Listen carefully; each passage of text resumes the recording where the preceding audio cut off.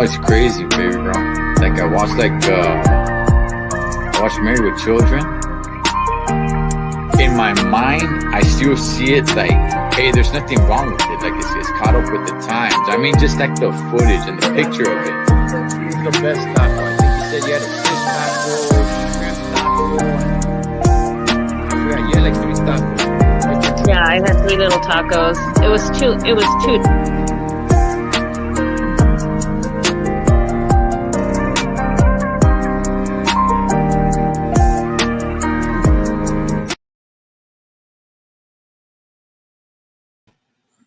Oh, man. All right, what's up, familia? Welcome inside the hotel room. Hope you guys are doing good. Keeping between the lines. Got your load secured in the hotel because I'm trucking it up, man. I am on the road doing my damn thing.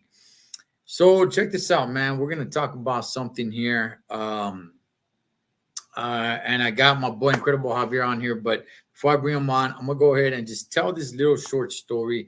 Not too many people know about it. Well, I don't know if anybody knows about it because I've never said it. And that is my oldest son, Eddie Jr. He was born with a little bit of complications. We weren't able to take him home right away. It took him a few weeks. He was in an incubator. And, till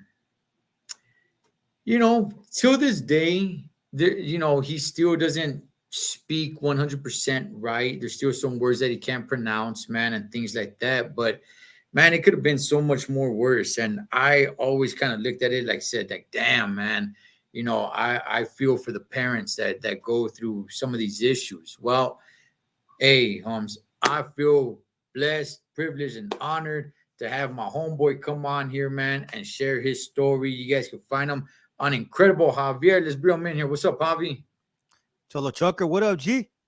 You know what? Right here doing the damn thing, dog. How you doing over there? I'm doing well. Thanks, Gina. Congrats, you're almost at 5K, I see. Am I? Yeah, I don't even really pay attention anymore. I know Sonny, not too long ago, he's all like, oh man, I'm catching up to you. I'm like, oh, okay. That's cool, dog. I don't really pay attention, dog. You know what I mean? Yeah. I mean, shout outs to everybody that subscribes and everything. Much appreciated. But yeah, I'm not really keeping tabs on that, man. Yes, sir. Well, thanks for having me on, G. No, hey man, thank you for coming on, Holmes, and opening up about this and sharing your story. We come on here and sometimes we open up our lives, man, and it could go so many different ways. And this is something that I think a lot of people can relate to, because from what I've seen, the studies that I've been doing on this, basically the CDC.gov is basically saying that we got basically 17% of children under the age of 18 have some sort of special needs, right? Yeah. What level that is to, I don't know. I don't know how they did all that, but 17%. And that study was done in the middle of last year. So, I mean, 17% is a pretty significant number, man. So, and I remember talking to you and you had brought that up to me, and that always stuck with me. It always stuck with me because I have seen people dealing with this. And I always thought, being that child is one thing, but being the parent, that to me, man, that kind of seems like a much deeper and heavier load, man. Javi, can you, well, first of all, let me go ahead and say what's up to Ismael, Andres, Mob Nasty, Strange Days. What's up, Fred? What's up to everybody up in here, man? Hey, Javi, can you go ahead and share your story, big dog, with your child? Yeah, you know what the trip is. I've been through a lot in my life, and I'd say, this, to me, at least to me, I'm not sure how anyone else when they hear the story how they'll feel, but for me, it's by far the most interesting part of my life, because it was a part where and it was honestly the most rewarding part. because it's something that I was not expecting. Well, we'll get into it. We'll get into it. But Mhm. for me, I'll say out of all the stuff I've been through, for me, this is the one where it was the most fulfilling for sure. Okay. So, So how many kids do you have? I have 4 kids. You have 4 kids. I have Okay. 4 kids. 3 of them I have my 3 older ones, two my daughter, my son. My daughter's a college kid, 18. I have a son who's is he a senior or junior? He's a year younger, but he's like 2 years behind her because he was born in December. So Gotcha. it's always hard to keep track of that. I have another son who's 13, and then my daughter, my youngest daughter, Aslana. She is 12. She was born with. Well, it's a trip. First of all, uh, we plan to have the last 2 kids back to back. Okay. So, the story behind that is Rosie wanted 6 kids, my wife. Holy Yeah, smokes, dog. yeah. Hey, did that almost scare you away? Oh, dog. I was like, I don't know about that, right? Because we had 2, and I was like, we had a boy and a girl, or a girl and a boy, and I was like, we're set, right? And All she's like, right. no, I came from a big family. You came from a big family. I want 6 kids, and I was like, damn, like I'll give you one more. And then she's like, Mm. what about 5? And I said, she's like, what Wow. about 4? Wow. I counted, right? We're kind of a negotiation. So when she agreed to 4, I said, fuck it, let's get it out of the way. Right. So the last 2 we had them back to back because we wanted to, or I wanted to close up shop. Right. And Mhm. that's what I did right after got a vasectomy. And I was like, yeah, y'all stool for me. So Yeah. I wanted to close up shop. So every pregnancy was for her was, you know, it was like pretty similar. The last one, I don't know, it's like she felt something. And she asked me, she said, if the baby were to come out with some kind of special needs or some kind of disability, what would you do? And I was very ignorant at the time. I had no idea what I could take care of a child with special needs. And like I wouldn't be able to take care of that. I think should we should let a professional raise the child, right? Because it's Mhm. not within my capabilities. I don't I At the time I was very, very like like machismo. Like I didn't, and it's unfortunate because I missed out on a lot, low key, looking back. I Right. didn't change any of my babies. I told her we could have the kids, but you're gonna take care of them.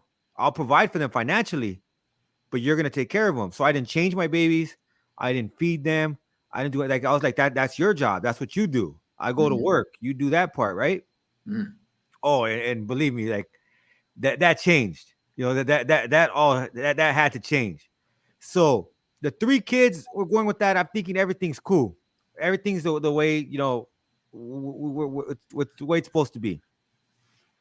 When we didn't know anything was happening with my daughter, Rosie. I know she felt something, but the doctors, everything looked good on the ultrasound studies. There was nothing alarming. They should have seen something. We noticed after, but they should have seen something, but they didn't.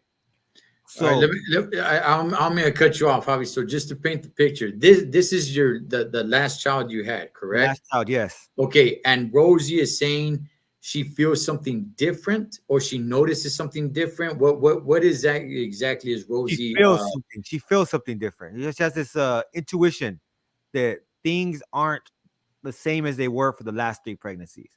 Okay, so with the feeling is it's not a physical feeling, but she feels something like in her heart that Yeah, something's different yeah, off yeah. something. There was something not the same as previous pregnancies.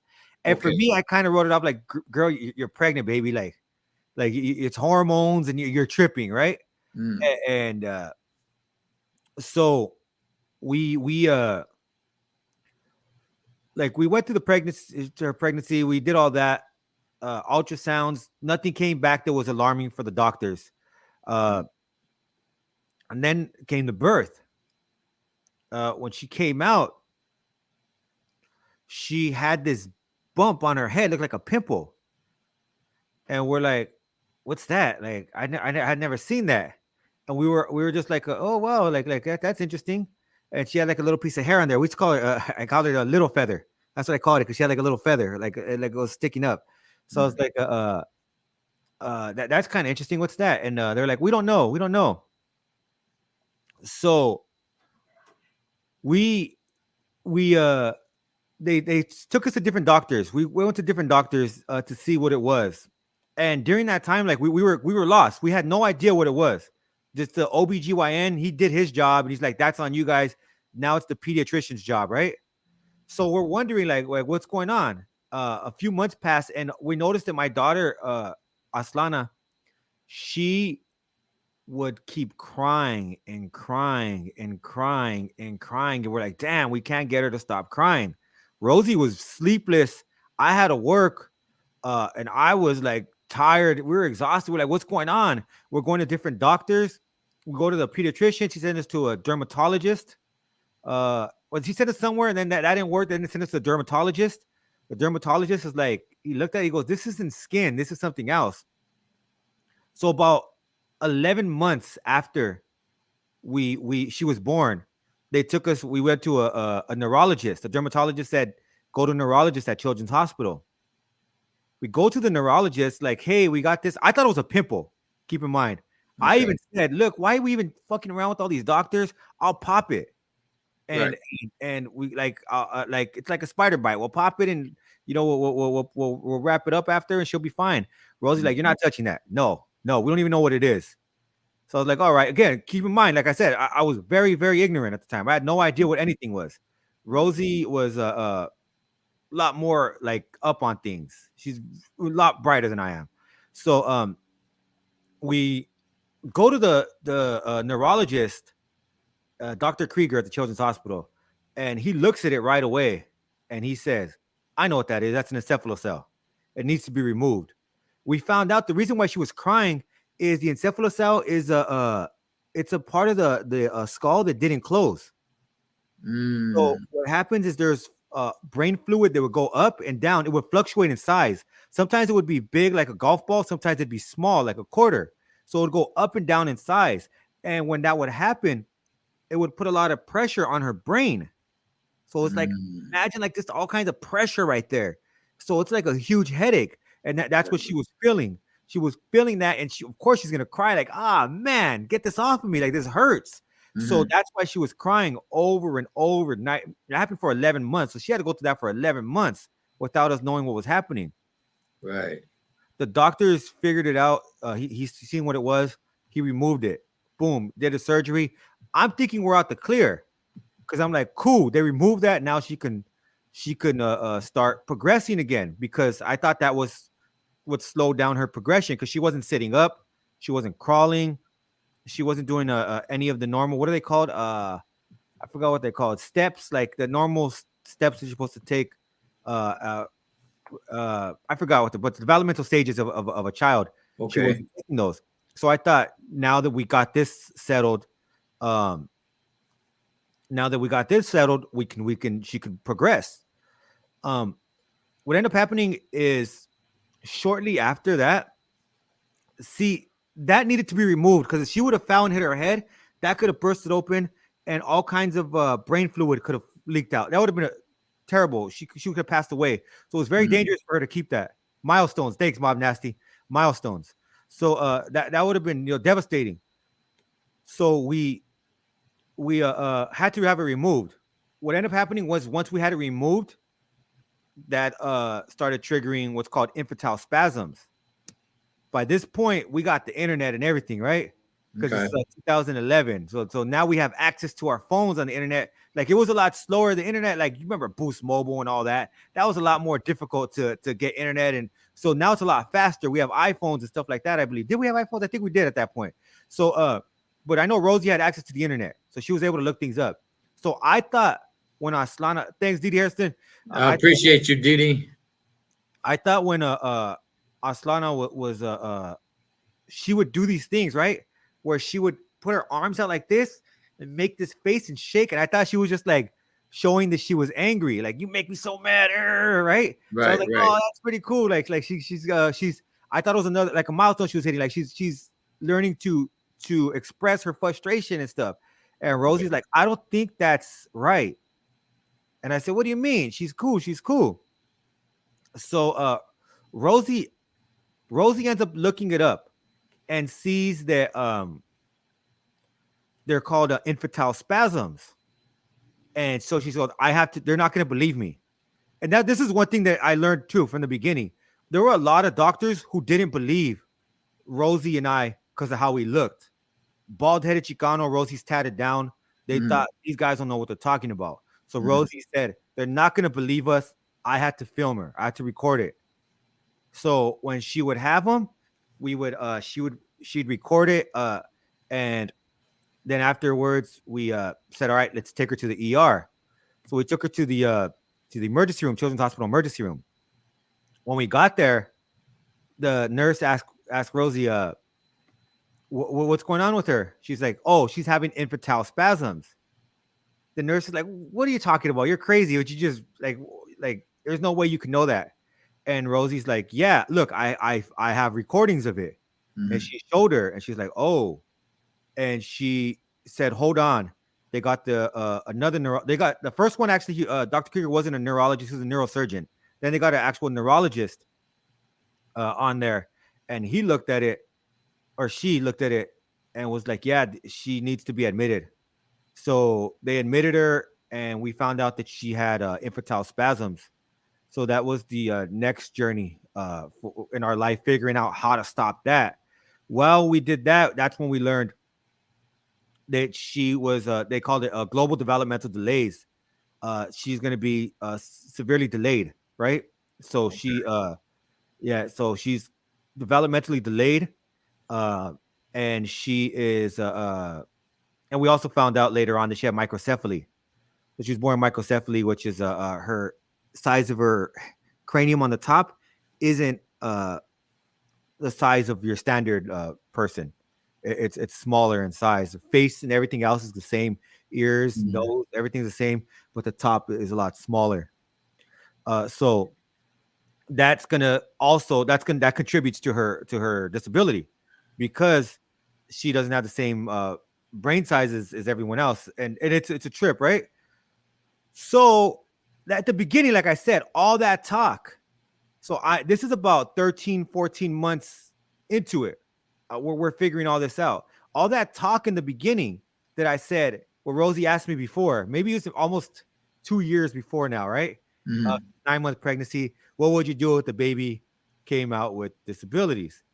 And I was like, well, a professional would need to, raise the child, right? At that point, all that was out the window, dog. Like, nah, hell no, that's my child, right? So at that point, this is my child. There's no way I'm giving her up. Like, so I was like, nah, that all that talk was gone. Now it's all about, we have to figure out what we're going to do to make sure she has the most comfortable life possible, right? So they started her on this medication, and this is one of the hardest decisions we had to make, because they said, look, infantile spasms, if not treated, can kill her. So we need to figure out how we're going to stop these. And we're like, okay. And they say, so like, what do we do? She's like, well, there's 2 medicines out there. One could affect her kidney and liver, and the other one could affect her eyesight. Okay. And we're like, nah. So we start talking, what do we do? And Rosie's like, what do you think? Like, I don't want her to be blind. And I was like, yeah, that kidney and liver, like that can potentially kill her if things go wrong. And we're talking back and forth. And we just said, you know what? She can die from these spasms. If something goes wrong with her liver, if she doesn't get a transplant or something like that, then she can pass from that. Javi, when you guys are making these decisions right here, just how you're talking to Rosie and everything, how old is your daughter at this time? She is about a year and some change, a year, 4 months, a year, 6 months at the oldest. Wow. Okay. Yeah. Okay. Still a baby, man. Yeah. She's young. Yeah. And it's a trip because she still looks like a baby. She's smaller than she's petite. So, and she's always been that way. So Just rewinding just a little bit, man. The labor when Rosie was having it, did everything go good? Was there anything? Was she prematurely born no, or anything like that? everything was fine. Everything was fine. The Okay, only thing that we found out later is that it was a very dangerous pregnancy because of the encephalocele. got you. That could have caused this an eruption in the encephalocele, and that would have, that could have been bad, very, very bad. Um, so she should have had a C-section, Mm, but we didn't know. Nobody, like, we looked at the ultrasounds afterwards, and Rosie started looking through them, and she was like, "We should have seen it. Her ultrasounds look different than the other kids. We should have seen something." But the doctor didn't see it. None of us seen it. So for us, it was, at least for me, even I thought Rosie was just more emotional. It was the last kid. It's our last kid. Her hormones, she's pregnant. She's gonna go through some stuff. So I'm thinking she's just a little hormonal, and she's tripping, right? right, Uh, right. but Yes. I should have. It's weird because scientifically it doesn't make sense. How would she know? Right? The doctor could Yeah. see. Everyone could see. How would she know? But there is something that she has that I don't have. There's that ability to give birth, that ability to carry life inside of you. I guess that opens up different intuitions that you and I aren't privileged to having, right? Like, we Right. might be privileged to having a connection. Yeah, for sure. We have a connection with our kids. We have a love and a strong bond, and we have one of protection for sure. We'll put our lives on the line for our kids. But they have something else. A mother has something else that's very, very special. I should say most mothers. There's some out there that don't, but for the most part, majority of mothers have a special bond with that child, and it starts well before the child is even born. I used to even joke about that when I said, Rosie, you get these bonds with these kids before they're born. So I would yell at her stomach all the time. Clean up your room. Go get what I say. Well, I'd say stuff like clean up the backyard, rake those leaves. I'm getting them ready. I'm getting them ready. They got to hear me right now. But Yeah. Yeah. yeah, just because but that was just joking. But I really used to do that, but just joking around. But she had something where she knew there was something different about this pregnancy, Mm, and I, nor did the doctors or anyone else, seen that. We didn't see that, and it took months for us to figure out, or over a year for us to figure out. Not only was there one complication, but there were many different things that were going on with her. And at the end of the day, we found out that she has microcephaly, she had an encephalocele, severe developmental delays, cerebral palsy, and epilepsy. So mm, she had a wow. she had a number of different things going on with her. We didn't find out the epilepsy to the ending. We knew that she had infantile spasms, but we didn't know, like, that it was gonna go into, like, to full epilepsy. Now, Go ahead. Javi, I don't really. I mean, I'm familiar with epilepsy, right? But can you just give us a nice little brief description on what all these other medical terms are Yeah. that your daughter is suffering from? So microcephaly again is with the cranium isn't as large as your standard cranium. Okay. Smaller head on the top, smaller brain size. Uh, Global developmental delays means she's going to be impaired when it comes to certain abilities to learn. Right? She's not Okay. going to be able to learn at the same rate as others. In her case, it's severe. So she's going to depend on us for everything. Simple things as feeding, diaper changes, all of that. She's going to need our help for that for the rest of her life. Okay. So you have that. You have cerebral palsy. Part of her body it's tight. Her legs are tight. It's hard for her to move certain things. So she can't walk like you and I could walk, right? She Okay. walks a little hunched over when she does walk. She prefers to be in a wheelchair because her legs are so tight. And that's the thing that's always a hassle too, because we do want her to be comfortable, but at the same time, we don't want her to need surgery. So we have to sometimes take her out of her comfort zone and have her walk. So Mhm. those are some of the things that she has, and cerebral and epilepsy, of course, the seizures. So those are the different things that. Oh, and so going back to the medication, Mhm. we decided the medication that would work for her, that would be best for her, was the one that was going to possibly impair her eyesight. Unfortunately, it did. So now she is impaired. She has impaired vision and is legally blind. So that was a decision we had to make, and that was something that we had to live with, and we had to stand by, because it's imagine something happened with the kidney and liver, Right. then it's like you had to prepare for the worst. Mhm. And the worst for us is like we'd rather her be blind than for her to have kidney and liver problems. Yeah. Um, so you know she's blind now also. So That's that Javi, that oh man, wow, dog. That, like you're throwing out a lot right here, Holmes. That's gotta be a rough decision, Holmes, for a parent to make. It's like, well, I want my child to live, but in order for them to live, they're going to be blind. it Like was yeah, that's it was a very very tough decision. We went back and forth, and we were talking about it, and you want to minimize. Well, what if it's not that bad? What if the medication works? mm, What if it doesn't impact her kidney and liver? What if it works normally? And then we just thought about it, like things don't tend to work out for us like that. Like when things hit us, they hit us hard. mm. So it's like, nah, we better prepare for the worst here, because and so that's when we made the decision. If something goes wrong, we'd rather it be her eyes and be able to live than it be her kidney and her liver. And then what are we gonna do?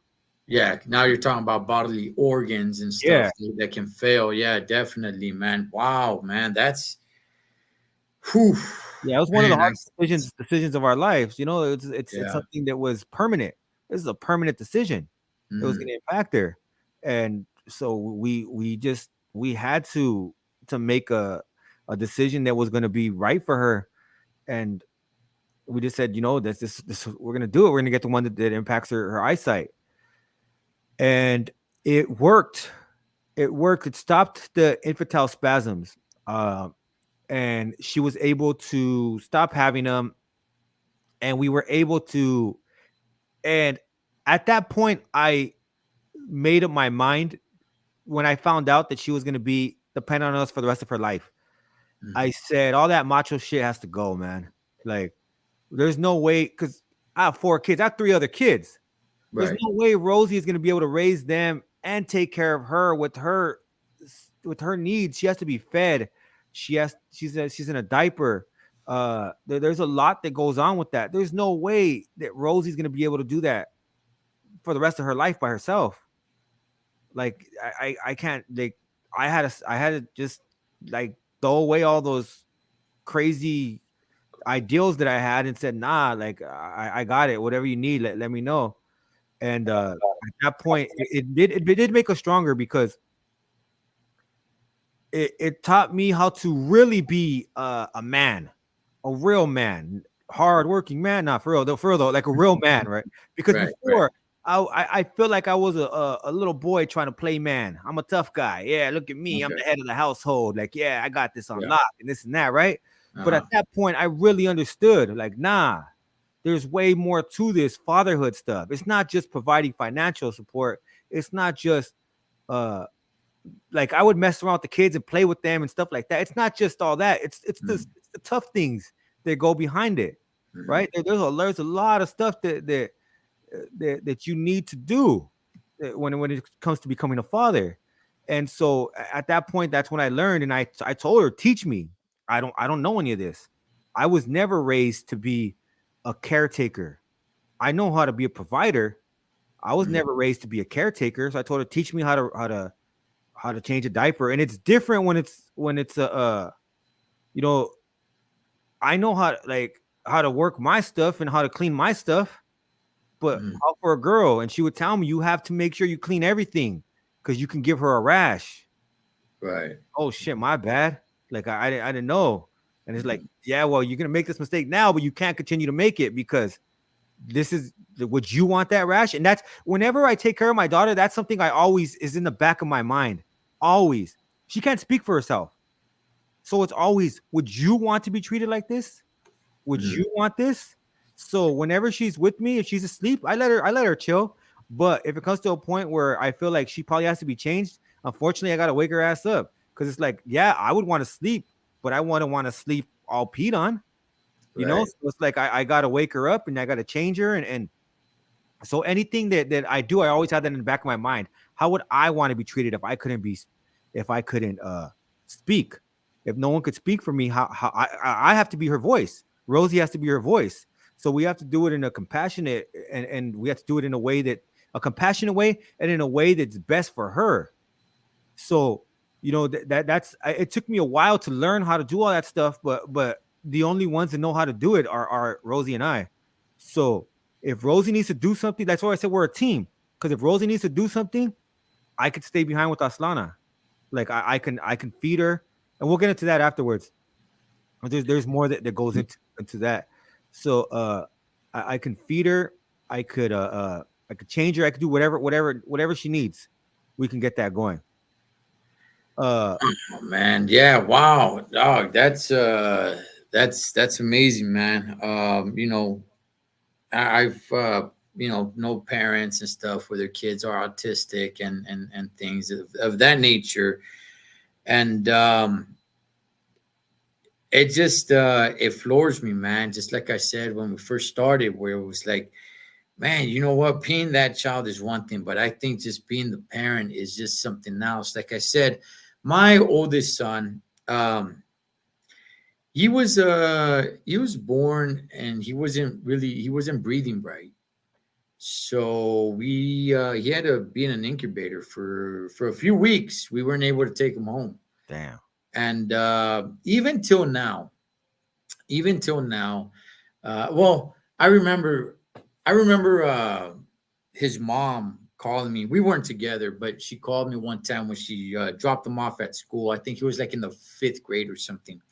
She called me crying, and she said, like, Junior, he's not like the other kids. Just the way he walks, his balance wasn't there throughout his whole growing up, throughout all his school years and everything. He always had to be in some sort of program.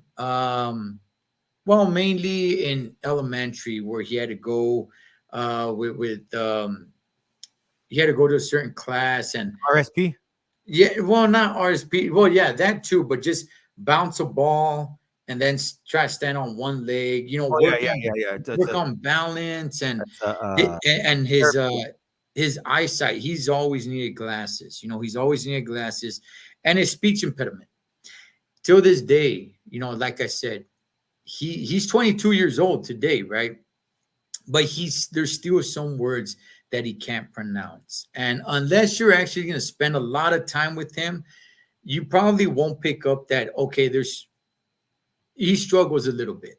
Yeah. But outside of that, man, I mean, I feel extremely blessed, where it's like, no, he can move, and he does, he takes care of his own, man. So and I see other situations, and I'm like, wow.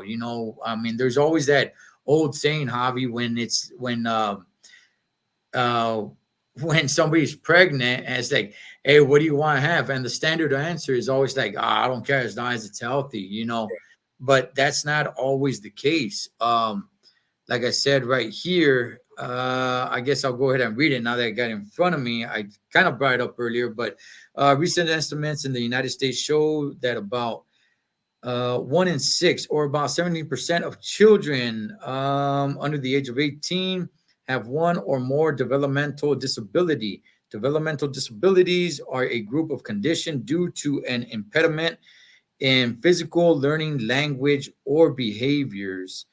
And that was back in that was last year, and this study right here was in 2021. Over 3 million children, 4.3% of that are under 18 years old in the United States had a disability in 2019, which is up 0.4%. since 2008. So this is definitely out there. I think everybody knows somebody. If it's not you, I think everybody knows somebody that has a child that has some sort of special needs, whether it's greatly or how severe it is. But I think everybody knows somebody that has a child with special needs. But Javi, back to your story, big dog. How you said, okay, now I'm gonna learn how to take care of my daughter and everything like that. How is it that you communicate with your daughter? If you say she doesn't speak, how did you guys learn how to communicate with her? It's strange. It's hard to explain. You just kind of know, like there's certain things that she needs, right? Mhm. So it takes. I think it's also years of trial and error. Like, no, this isn't working. This isn't working. All right, this is what she likes. So you know what she likes. You could see like there's certain movements she makes, certain ways she'll cry, uh, certain faces she'll make. There's certain things that you'll know that bug her. That she's like, all right, well, let's not do that. And there's other things that you know where it'll be like, okay, she likes that, right? Like, and it's crazy because I one day I was messing around with her a long, long time ago. Uh, I was messing around and my friend showed me a song I thought was the most ridiculous song I ever heard in my life. And I didn't know it was a trap music. I didn't even know about trap music back then. It was a song called Emmett Smith by the Migos. And I showed Aslana and she was like standing up in her crib, like dancing. Like she really liked the rhythm of it. She really likes the rhythm of trap music. So we sometimes we'll put that on for her. And so we know like there's certain things that she likes. There's other things where like if I put on George Michael, she's like, turn that off, dog. I don't want to hear that. Even though that's classic to me. I'm like, man, what are you doing, girl? You're tripping, right? But for her, she's like, turn that off. I don't want to hear that. Like she'll cry, Yeah. like she'll make faces, like I don't want to hear that. So there's certain things that we know that she really really likes, and there's other things that she doesn't. And otherwise, there are times where it's frustrating. There's times where not because it's not frustrating because like her bugging us. It's frustrating because we don't understand what's happening. She can't express. For example, today she had about 5 seizures. She can't sleep. She has these stomach seizures. That happen. There's something happens in her stomach that triggers seizures, and Mhm. she hasn't been able to sleep. And it's frustrating because she can't tell us why. She can't tell us exactly how it's hurting. We don't know what to do. And the doctors, this is part of her condition. They already know. We're already treating this. So it's not like there's too much more that they can do. So at this point, it's just she's struggling, and we just have to be there for her. And like I was in bed with her most of the day, just to try to comfort her, like just to try to like all right, it's gonna be all right, it's gonna be all right. And even though, and it's weird because sometimes she's like, get off me. I don't want you near me. Like Mhm. I'm gonna do my own thing. I'm gonna watch what I want to watch. I'm gonna do what I want to do. And there's other times where she's like, I don't feel good, and then she wants to be held, and then she wants to feel that comfort. So today's one of those days.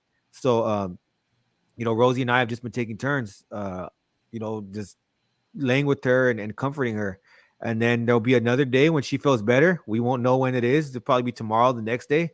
She'll probably, well, she's definitely gonna sleep a day or two because she hasn't been able to sleep. After that, she'll wake up, she'll feel better, and she'll push us away. Get out of here. Yeah, I'm done with you guys. So it's like it's pretty much like that's how any child is though. Like when they feel sick, they want somebody there, and that's the way it is. But it was a trip because everything was going well for her once we got the not the seizures, the infantile spasms out of the way, right? We thought Okay. everything was cool. She was going to therapy uh, to learn fine motor skills, learn how to walk. And at first, that was another thing where I was ignorant too because they would do hand over hand. And I was like, that's not working. What are they doing? They're just doing it for her. How are they teaching her? How are they teaching her? But little did I know that there's damn professionals. They know what they're doing. Like I didn't know Mhm. what I was doing. She learned how to do a lot of things. So the therapy helped. Everything was going well for about 4 years.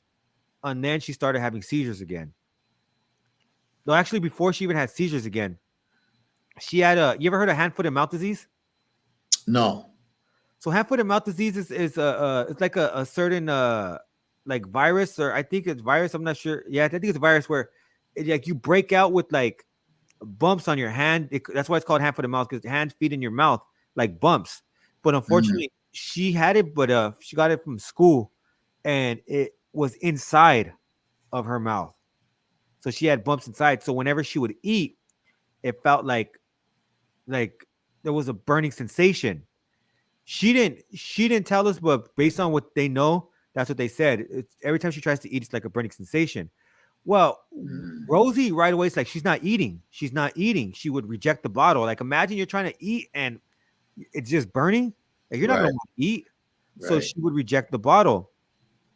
And we went to the doctors and we would tell them like, uh um, we would tell her like, hey, she she's not eating, and they're like, she's fine. She says a little cold, she'll be good. We're like, okay, well, all right, I guess. And then she's not getting any better. Went to another doctor, same thing. And finally, like, she looked bad because she hasn't been eating. We're like, she's not eating. And we took her to the children's hospital again. And we took her there first. They ignored us. We took her to a hospital warehouse. They ignored us, and we took her back over there. And they're like, oh no, she's like severely malnourished and dehydrated. We're like, yeah, we've been fucking trying to tell you guys, man. Like, she's not Mm. eating. And they said that she was close to starving to death. Oh, And we're like, wow. damn, man, like, what the hell? Like, we've been trying to tell you guys, and nobody would listen to us. So they hospitalized her.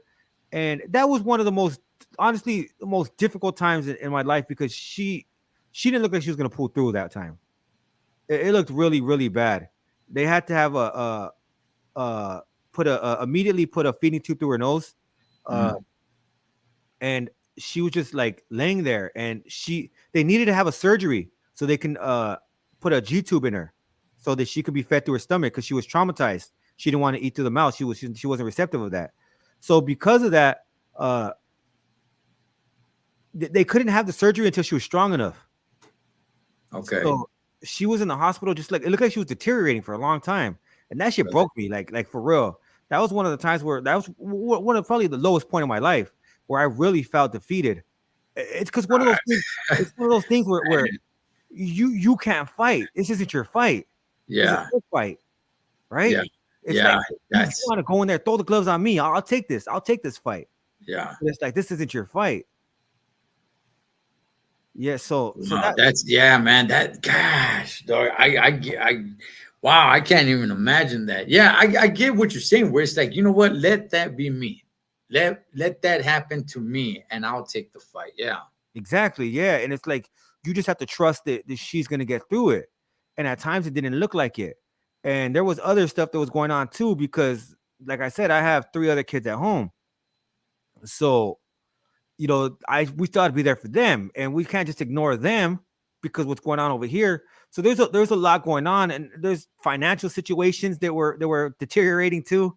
It's like, I had to be there with the kids. You can't, I had to miss work, and it was just it was a rough period in my life. But she pulled through, and it kind of, and this is what I always say too.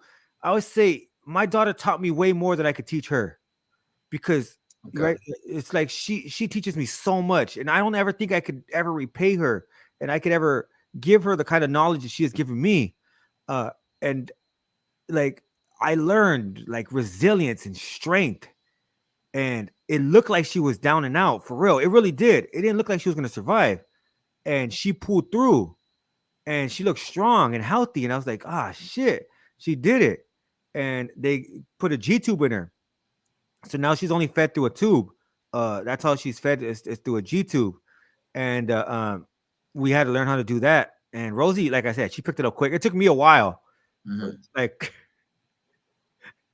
Rosie would be like, "Could you feed the baby?" And I'd be like, "Yeah." Next thing you know, there's milk all over both of us. She's like, "What the hell did you do?" Like, I'm trying. It took me a minute. You know what I mean? It took me a Uh, minute to figure it out, but we finally got it. And she got that going, and we thought everything was cool and in the clear. And then, unfortunately, maybe 5 years after the seizures, the infantile spasms, the seizures came back. and that's what Yeah. we've been dealing with for the last couple of years. Damn. Yeah, Damn. and because of that, they had to change her to a keto diet, and it sucked because we were working on getting her to eat with her mouth again, and she finally did it. And once she did that, they said these seizures are getting out of control. We're going to try the keto diet, and she had to go back to the tube. So now she's back on her tube, and but like I said, she's strong. She's resilient, and I think like she's my sensei, if you will. She's a teacher. You know what I mean? Like she's taught me a lot about humility, a lot about empathy, about respect, and about an appreciation for life that I've never had. I've have had an appreciation for life, but not to the degree that I have today, and a lot of that is because of her. So a lot of people like to talk about the challenges of having a special needs child, but I think all of those have built something in myself, in my family, and in my daughter that is like, you know, something that we could have never had without her.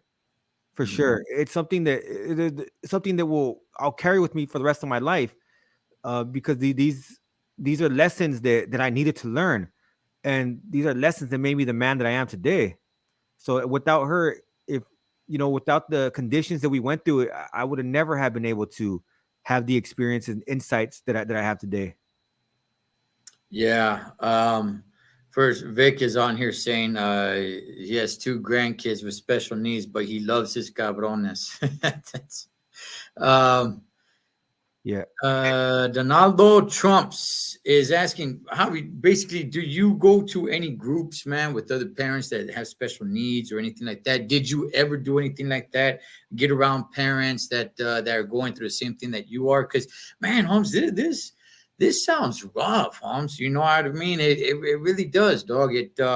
You telling your story, I think it kind of goes with a lot of things that I say, like so many things that we take for granted that we don't even realize that we take for granted, right? And this is right up there, man. Did you ever go to any group meetings, any parents, anything like that? Did you ever seek anything like that? No, Rosie used to go. She had a online groups that she did, and that really helped because they helped her with understanding certain things that they've went through already. I don't think that there's many support groups for men, unfortunately, that I could be missing it. Maybe it's not something that I took time to look into as much. I haven't, but I do know that there are other parents with special needs, especially being on YouTube. I was able to find a lot of people in not if and it's crazy because not similar circumstances, but going through situations that are kind of similar to mine. And sometimes there's single parents even that have to deal with multiple children who have disabilities, and they're some of the strongest people I ever met. Resilient as hell to do it on your own. Because Rosie and I do it as a team, and I'm not Right. saying that Rosie couldn't do it uh, on her own. I'm sure she could. I don't know if I could. Well, maybe now because I've had the teachings and experience, but before I don't think I could have did it on my own. Like that's tough. So for a lot of people, yeah, I've met a lot of people on here, and they've come forward and told me about their stories, and I'm always like, man, like we're fortunate enough to have these kids in our life for as long as we do. Just like who said something right there, and he said he doesn't mean to sound cold, and I don't think that it is cold because it is something that we have thought of multiple times. Lord Spike Protein says Oh, this is Lord not cold. Spike. It's all love. You shouldn't hold on too tight. I'm gonna hold on tight. I'm gonna hold on as tight as I can, and I do understand that, and it's heartbreaking to know, but the reality is, there's a huge possibility I'll outlive my daughter. That's the way it is. It's messed up, but I'm gonna hold on as tight as I can until that day comes. Oh, I would too. I definitely would too. And you know what? You just saying that right there gave me some chills, Holmes, because you know, you are you're being realistic. Okay, you are being realistic, and at the same time, it's almost like you're hoping for the best and preparing for the worst. Yeah, You know, and we I've been through challenges throughout my life, so that's what we're ready for. This one, it's easier to say than experience, but I know that it's possible, you know? Right, right. Let me get to Benjamin Davis right here. Gracias for the 4.99. A clean organic diet, supplements, and vitamins truly help. Respect to all the parents of children with diabetes that actually care and help them. Yeah. Amen to that. Avi, let's get to your daughter today. How old is your daughter today? She's 12. She'll be 13 in what are we in? January, about 3 months, 2 months. Okay, okay. And you said she attends school? Yes, that's another thing we had to learn too, is with especially with children with any kind of disability. And that's something that we want to, that Rosie and I, whenever we talk to anybody, we want them to know, if you have a child with any kind of disability, even if it's a learning disorder, that they should understand that there's these things called IEPs. IEP is what's an individual educational plan, I believe. IEPs are there to help children with special needs or learning disabilities get through school as successfully as possible. So if you have a child with just a learning disability, even get an IEP plan for them. You have to do it, because that's going to help them if they have any kind of needs out there. If they need time away, if they need a special group to be in, if they need, like you said, your son therapy, anything like that, you need that IEP, because that IEP will mandate that the schools comply with those meetings. So if there's something on there, the school has to do it. So the IEPs are very, very important, and you have to learn how to do it. You can't go in there guns blazing. Me and Rosie, like I said, we're a team, so we had a way of doing things. I would go in there more professional, writing everything, and Rosie would be like the bad cop. If you know what I mean, like all right, you guys don't want to deal with me, you got to deal with her, and we kind of did that for a while, and it would work. And there were certain fights we had to take. There's certain things they didn't want to do. Right. All right, we're gonna have to go in there, and you just have to know that you're fighting for your child. So like for me, if they don't want to give me something, I'm always been like, oh, whatever, I don't care. Like, but nah, you ain't gonna do her like that. She needs to have what she needs to have. So IEPs are very, very important, especially like I said, it's not only for kids with severe disabilities, it's also for kids with learning disorders. So uh, if you have a child, and I think that's one of the most unfortunate things that I've seen, it becomes a pattern, is the stigma behind having a child with disabilities. A lot of people are like, they want what's considered ideal, the ideal family, what they see as the normal family, quote unquote normal family. Mhm. So Mhm. for them, if their child does have some kind of delay, a lot of times they want to sweep it under the rug and say it's not as bad. I think that's why before, in the past, it probably went unreported, because there was a stigma behind it. Mm. And then unfortunately, those children don't get the needs and support that they required, and they grow up without it in the early later years, and find out, like, I didn't find out I was dyslexic until I started working at a bank. I started reading numbers backwards, and I was like, oh, and they were like, what? That's not right. And I was like, oh shit. So there's a lot that we don't realize that we probably struggled with as kids, uh, that maybe certain plans could have helped. So I don't know. I always think like that's one thing I always want to tell people is, if you suspect anything is uh if you suspect there's any kind of disability or delays in your child, make sure you get it checked out. The school will pay for you to look into it, and then if there is something there, get them an IEP, because it's for their benefit. It's for them to progress, and it's to make sure that they get on track as soon as possible, or live as healthy and productive a life as possible. That's some really, really good information right there, Javi. I had no idea about that, man. I had never heard of anything like that. But that's some really good info, man. Lord Spike is saying my daughter has epilepsy. I know, dang it, man. Michael is saying true. By the way, Mikey right here, Javi, he's a junkie, Holmes. He's one of the junkies. That's right. Yes, sir. So yeah, man. Didi Harris. I know those IEPs well. Okay, yeah, I that's some good information, man. So, uh, just any school you get an IEP and the Any school school, complies yeah, with it. they have to, it's law. You have to, yeah, it's not like they can say, oh, we don't do IEPs here. Like, no, you do, and they will. Certain school districts will try to not pay as much money into Uh, it. But no, you have to fight for your child. Uh, you can't. Of course, you have to be reasonable at the same time. Like, like it has to be within a school need. It has to be for education purposes. But the IEP is there for your children. Don't let them say, "Nah, we can't do that," or "No, they don't need an IEP." Oh, they do. You know, I want this looked into. They're gonna need an I. Let's find out if there's anything there. Let's see if there's a diagnosis, and if there is, then yeah, you're gonna have to comply with the IEP. You're gonna have to have a meeting. They're gonna have their people there, and you can have a if necessary. You can always appeal if you don't like the decision, and you can even look for advocacy groups to help you and assist you in that. And at the end of the day, the schools are going to do what's right for the children. They may be kicking and screaming on the way there, but they will end up doing what's right.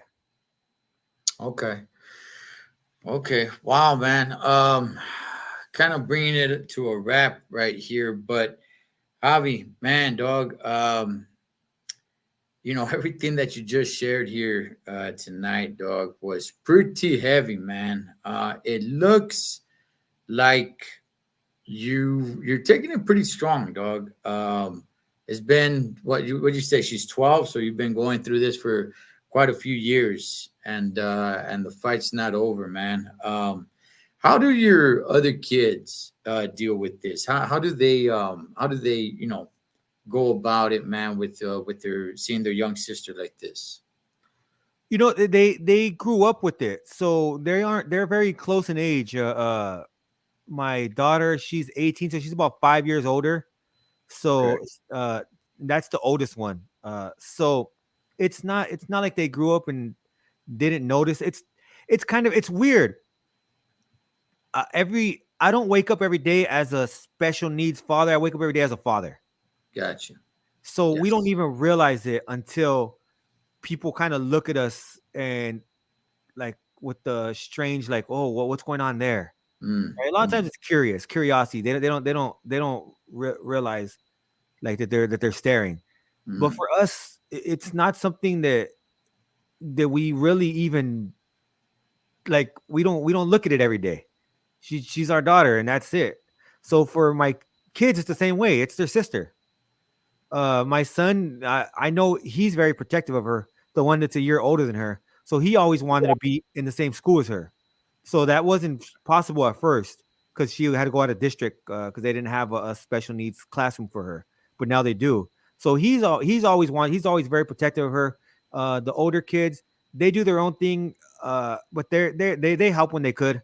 You know, my daughter, she knows how to feed her a little bit. It's harder now because she's bigger, so my daughter will take advantage if of anyone who's not paying attention and will try to grab shit and throw shit at it. Like so it's a little bit more difficult for them. When she was younger, it was easier for my daughter to help and assist with it. But now that she's bigger, it's like my younger daughter's getting bigger, but my older daughter stopped growing.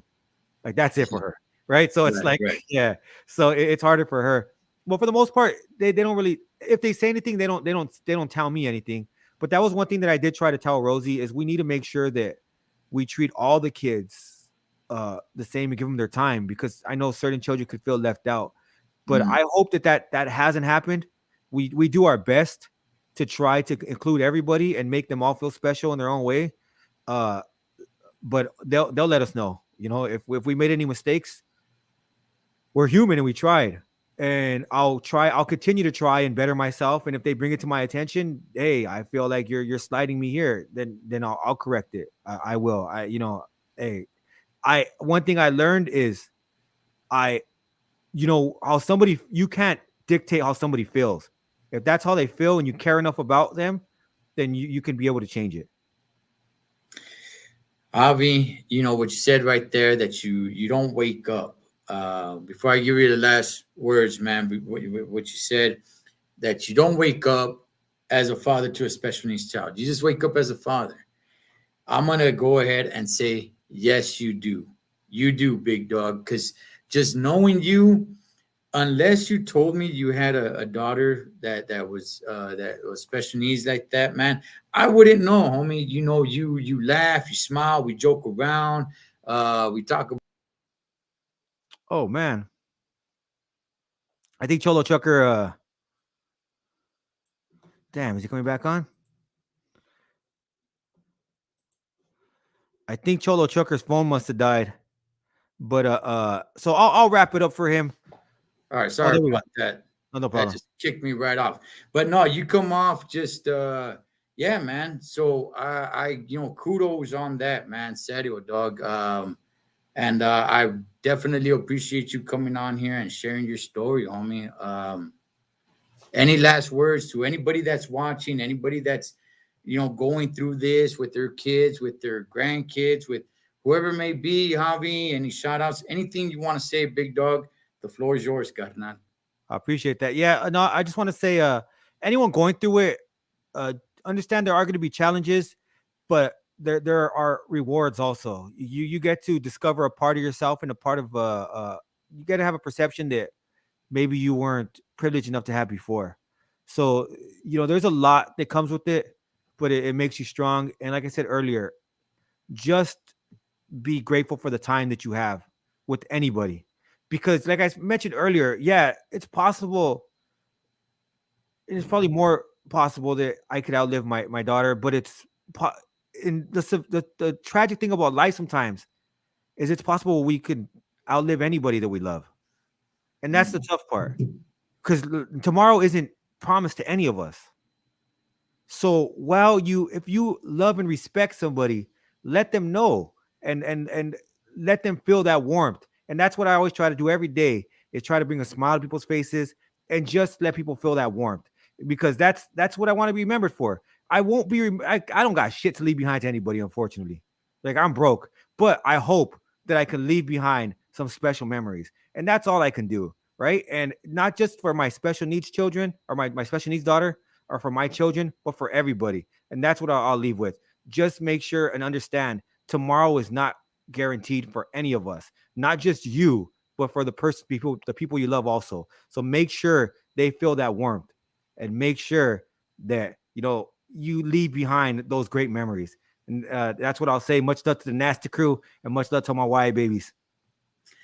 As always, familia, live your life like you're on the road. Be aware of surroundings and always keep a safe distance. Blood makes you live, but loyalty makes you fair. Until next time, this is Ed the Thecholotrucker from my man, my brother, my carnal right here. Incredible Javier. Over and out. Peace.